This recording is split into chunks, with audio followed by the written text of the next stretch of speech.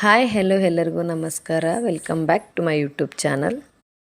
ಇವತ್ತಿನ special recipe ಏನಪ್ಪ ಅಂತ ಹೇಳಿದ್ರೆ 100% ಬೇಕರಿ ಶೈಲಿಯಲ್ಲಿ ಶಂಕರಪಾಳಿನ ಯಾವ ರೀತಿಯಾಗಿ ಮಾಡೋದು ಅಂತ ನೋಡ್ಕೊಂಬರೋಣ ಬನ್ನಿ ಫ್ರೆಂಡ್ಸ್.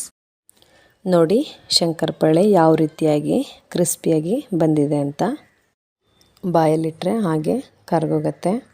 ಇದಕ್ಕೆ ಯಾವ್ಯಾವ ಸಾಮಗ್ರಿಗಳು ಬೇಕು ಅಂತ ನೋಡ್ಕೊಂಬರೋಣ ಬನ್ನಿ.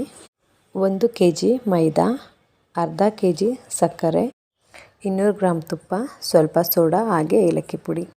ಇವಾಗ ಅರ್ಧ kg ಸಕ್ಕರೆನ ಪೌಡರ್ ಮಾಡ್ಕೋಬೇಕಾಗತ್ತೆ. ಇವಾಗ ಸಕ್ಕರೆ ಪೌಡರ್ ರೆಡಿಯಾಗಿದೆ ನೋಡಿ ಈ ಥರ. ಇವಾಗ ಸಕ್ಕರೆ ಪುಡಿನ ಸಾಣಿಸ್ಕೊಳ್ಳೋಣ.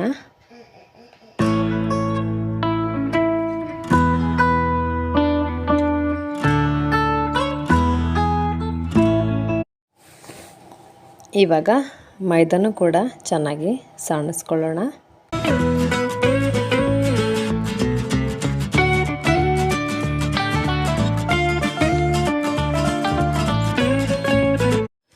ಇವಾಗ ಮೈದಾ ಹಾಗೂ ಸಕ್ಕರೆನ ಸಾಣಿಸ್ಕೊಂಡಾಗಿದೆ.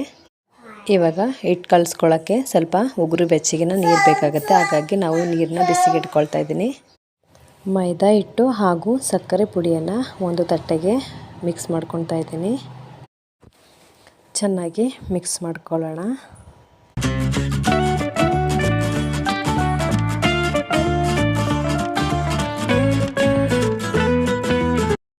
ಹಾಗೆ ಸ್ವಲ್ಪ ಏಲಕ್ಕಿ ಪೌಡರನ್ನು ಹಾಗೆ 1 ಚಿಟಿಕೆಯಷ್ಟು ಸೋಡಾ ಪುಡಿಯನ್ನು ಆ್ಯಡ್ ಮಾಡ್ಕೊಳ್ತಾ ಇದ್ದೀನಿ. ಸೋಡಾನ ಸ್ವಲ್ಪ ಹಾಕಬೇಕಾಗತ್ತೆ, ಜಾಸ್ತಿ ಹಾಕೋ ಅವಶ್ಯಕತೆ ಇಲ್ಲ. ಸ್ವಲ್ಪ ಸೋಡಾ ಹಾಕೋದ್ರಿಂದ ಶಂಕರಪಾಳೆ ಕ್ರಿಸ್ಪಿಯಾಗಿ ಬರುತ್ತೆ. ಇವಾಗ ತುಪ್ಪನ ಆ್ಯಡ್ ಮಾಡ್ಕೊಳ್ತಾ ಇದ್ದೀನಿ. ಇವಾಗ ಎಲ್ಲ ಹಾಕ್ಕೊಂಡಾಗಿದೆ. ಇವಾಗ ಅದನ್ನು ಚೆನ್ನಾಗಿ ಕೈಯಲ್ಲೇ ಮಿಕ್ಸ್ ಮಾಡ್ಕೊಳ್ಳೋಣ. ಉಗುರು ಬೆಚ್ಚಗಿನ ನೀರನ್ನು ತಗೊಂಡು ಚೆನ್ನಾಗಿ ಮಿಕ್ಸ್ ಮಾಡ್ಕೋಬೇಕಾಗತ್ತೆ. ನೀರನ್ನು ಜಾಸ್ತಿ ಹಾಕೋ ಅವಶ್ಯಕತೆ ಇಲ್ಲ, ಸ್ವಲ್ಪ ಹಾಕಬೇಕಾಗತ್ತೆ. ಯಾಕಂದರೆ ಸಕ್ಕರೆ ಪುಡಿ ಇರೋದ್ರಿಂದ ಅದು ನೀರು ಬಿಡ್ಕೊಳ್ಳೋ ಚಾನ್ಸಸ್ ಜಾಸ್ತಿ ಇರುತ್ತೆ. ಹಿಟ್ಟನ್ನು ಗಟ್ಟಿಯಾಗಿ ಕಲಿಸ್ಕೋಬೇಕು.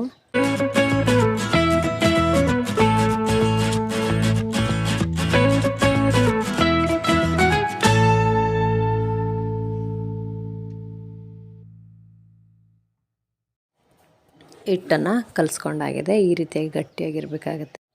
ಶಂಕರಪಾಳೆನ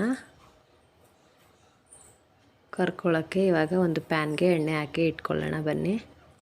ಒಂದು 5 ನಿಮಿಷ ಹಿಟ್ಟನ್ನು ನೆನೆ ಇಡೋಕ್ಕೆ ಬಿಡಬೇಕಾಗತ್ತೆ. ಇವಾಗ ಹಿಟ್ಟು ಚೆನ್ನಾಗಿ ನೆನ್ಕೊಂಡಾಗಿದೆ. ಶಂಕರಪಾಳೆನ ಉದ್ದೋಕೆ ಲತ್ತುಡಿ ಮತ್ತು ಮಣೆನ ರೆಡಿ ಮಾಡ್ಕೊಳ್ಳೋಣ ಬನ್ನಿ.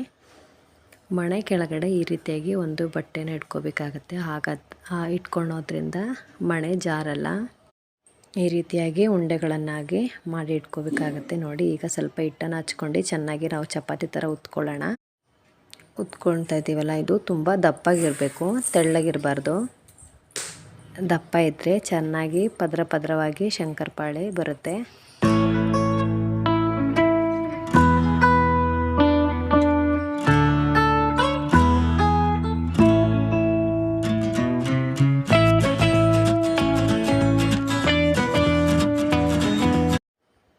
ಇವಾಗ ಪಿಜ್ಜಾ ಕಟರನ್ನು ತಗೊಳ್ಳೋಣ. ಪಿಜ್ಜಾ ಕಟರ್ಗೆ ಸ್ವಲ್ಪ ಸುತ್ತಮುತ್ತ ತುಪ್ಪ ಹಚ್ಕೋಬೇಕಾಗತ್ತೆ.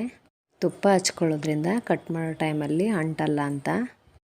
ನೋಡಿ ಈ ರೀತಿಯಾಗಿ ಚಿಕ್ಕ ಚಿಕ್ಕ ಪೀಸಸ್ಗಳಾಗಿ ಕಟ್ ಮಾಡ್ಕೋಬೇಕಾಗತ್ತೆ. ನಿಮ್ಮ ಹತ್ರ ಪಿಜ್ಜಾ ಕಟರ್ ಇಲ್ಲ ಅಂತಂದ್ರೂ ಪರವಾಗಿಲ್ಲ, ನೀವು ಚಾಕುದಲ್ಲಿ ಕಟ್ ಮಾಡ್ಕೋಬೋದು. ಈ ಚಿಕ್ಕ ಚಿಕ್ಕ ಪೀಸಸ್ಗಳನ್ನು ಒಂದು ಪ್ಲೇಟ್ಗೆ ಸ್ವಲ್ಪ ಹಿಟ್ಟು ಹಾಕ್ಕೊಂಬಿಟ್ಟು ಸರ್ವ್ ಮಾಡ್ಕೊಳ್ಳೋಣ. ನೋಡಿ ಈ ರೀತಿಯಾದ ಡಿಶಲ್ಲಿ ಈ ಥರ ಪ್ಲೇಟಲ್ಲಿ ತಗೊಂಡು ಹಾಕೋಕ್ಕೆ ಸುಲಭ ಆಗುತ್ತೆ ಅಂತ. ಇವಾಗ ಚೆನ್ನಾಗಿ ಕಂದು ಬಣ್ಣ ಬರೋ ತನಕ ಚೆನ್ನಾಗಿ ಫ್ರೈ ಮಾಡ್ಕೊಳ್ಳೋಣ. ಬಾಯಲ್ಲಿಟ್ಟರೆ ಕರಗುವಂತಹ ಶಂಕರಪಾಳಿ ರೆಡಿಯಾಗಿದೆ. ನೋಡಿದ್ರಲ್ಲ ಯಾವ ರೀತಿಯಾಗಿ ತುಂಬ ಈಸಿಯಾಗಿ ಹಾಗೂ ಕ್ರಿಸ್ಪಿಯಾಗಿ ಶಂಕರಪಾಳಿನ ಮಾಡೋದು ಅಂತ ಹೇಳ್ಬಿಟ್ಟು. ನೀವು ಕೂಡ ಮನೆಯಲ್ಲಿ ಒಂದ್ಸರಿ ಟ್ರೈ ಮಾಡಿ ಹೇಗೆ ಬಂತು ಅಂತ ಹೇಳಿ. ಯಾರು ಇನ್ನೂ ನನ್ನ ಚಾನಲ್ಗೆ ಸಬ್ಸ್ಕ್ರೈಬ್ ಆಗಿಲ್ವೋ ಹೀಗೆ ಹೋಗಿ ಸಬ್ಸ್ಕ್ರೈಬ್ ಆಗಿ ಬೆಲ್ ಬಟನನ್ನು ಪ್ರೆಸ್ ಮಾಡಿ. Thanks for watching my videos.